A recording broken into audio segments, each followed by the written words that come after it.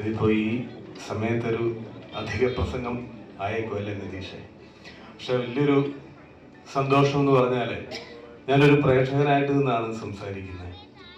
ഞാൻ പ്രീ ഡിഗ്രിക്കൊക്കെ പഠിക്കുന്ന കാലത്ത് സിനിമ കാണാൻ ഓടിയ ഓട്ടം, അപ്പോൾ ഒരിക്കലും കണ്ടിട്ടില്ലാത്ത കുറേ പേര് ഇവിടെ ഇങ്ങനെ നിരന്നിരിപ്പുണ്ട്. പക്ഷെ ആ തിയേറ്ററിലേക്ക് എല്ലാം ഓടിപ്പിച്ചത് ഇവരാണ്. സിബി മലൈ, AK സാജൻ, മക്കാർട്ടിൻ, ഇങ്ങനെയൊക്കെയുള്ള പേരുകൾ, ഇവരൊക്കെ പിന്നിൽ നിന്ന് കളിക്കുകയായിരുന്നു. ഇപ്പൊ അവര് രംഗത്ത് വന്നു, അവരെ എല്ലാം അടുത്ത് കാണാൻ പറ്റി. പിന്നെ ഏറ്റവും പ്രധാനപ്പെട്ട ഒരു കാര്യം, പ്രീ ഡിഗ്രിക്ക് പഠിക്കുമ്പോൾ ഞങ്ങളുടെ പ്രധാനപ്പെട്ട ഒരു മ്യൂസിക് ഉണ്ടായിരുന്നു. അത് കേൾക്കുമ്പോൾ നിങ്ങൾക്ക് മനസ്സിലാവും.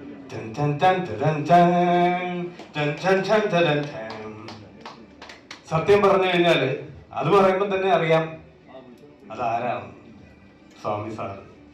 ഇവരെ എല്ലാം കാണാൻ പറ്റിയത് വലിയൊരു സന്തോഷമാണ്. ഇതിൽ പിന്നെ വളരെ പ്രധാനപ്പെട്ട ഒരു കാര്യം എനിക്ക് പറയാൻ തോന്നിയത് എന്താണെന്ന് തോന്നുന്നതെന്ന് ചോദിച്ചാൽ, ഒരു സിനിമ അത് എഴുത്തുകാരൻ്റെയും സംവിധായകൻ്റെയുമാണ് എന്നുള്ളത് വളരെ വ്യക്തമായ ഒരു കാര്യമായിട്ട് ഈ സിനിമ കൊണ്ട് എനിക്ക് കൂടുതൽ മനസ്സിലായ കാര്യം.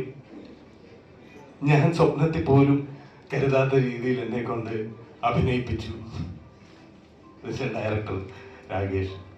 അത് വേറൊരു രീതിയിലൊന്നുമല്ല, എല്ലാ സ്വാതന്ത്ര്യങ്ങളും തന്ന് ആ കഥാപാത്രത്തെ ഉൾക്കൊള്ളാനുള്ള എല്ലാ സമീപനവും എനിക്ക് തന്നു എന്നുള്ളതാണ്. ശരിക്കും പറഞ്ഞു കഴിഞ്ഞാൽ ഈ പടം അന്ന് കാണുന്നതിന് മുമ്പ് തന്നെ എനിക്ക് ഫീലായിരുന്നു.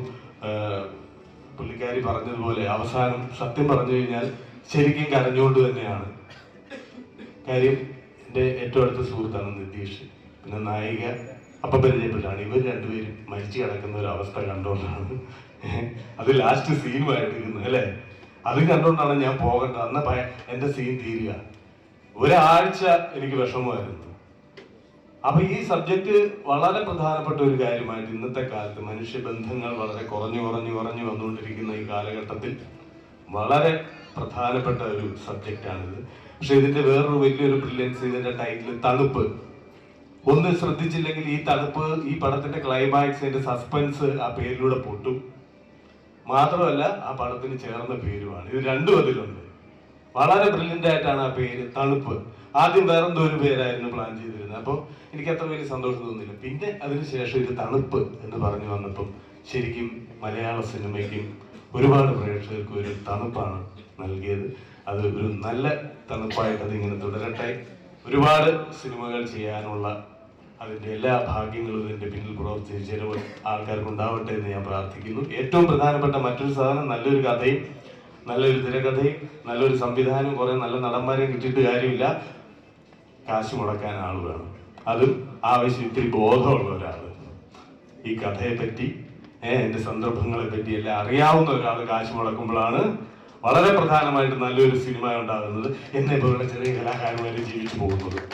അപ്പൊ എന്തായാലും ഒരുപാട് 10-30 സിനിമകളിൽ അഭിനയിച്ചു. സിബി സാറിന്റെ പടത്തിൽ അഭിനയിക്കാൻ ഒരു ഭാഗ്യം കിട്ടി.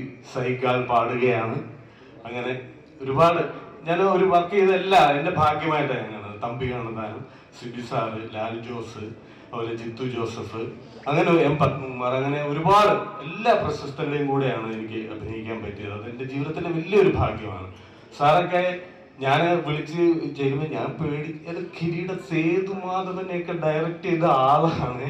ഞാൻ ഓർത്തിത് എൻ്റെ പൊന്നെ വേണ്ടായിരുന്നു, സിനിമയിലവനൊക്കെ ഇട്ടിട്ട് പോയാലോ എന്നൊക്കെ പേടിച്ചിരിക്കുന്നതാണ്. വളരെ സിമ്പിളായിട്ട് അദ്ദേഹം ബിഹേവ് ചെയ്യും. അതുകൊണ്ട് നമുക്ക് യാതൊരു ഭയവും ഇല്ലാതെ. ഞാനിത് പറയാൻ കാരണം സംവിധാനം വളരെ പ്രധാനപ്പെട്ട ഒരു കാര്യമാണ്. അത് രാകേഷ് വളരെ ഭംഗിയായിട്ട് ഈ ചിത്രത്തിന് വേണ്ടി ചെയ്തു. അപ്പൊ എല്ലാ ഭാഗ്യങ്ങളും ഉണ്ടാകട്ടെ. ഇനി ഒരുപാട് പടങ്ങൾ ചെയ്യട്ടെ. അതിലെല്ലാം എന്നെ വിളിക്കട്ടെ എന്ന് പ്രാർത്ഥിക്കുന്നു. വളരെ സന്തോഷം. എല്ലാവർക്കും നന്ദി.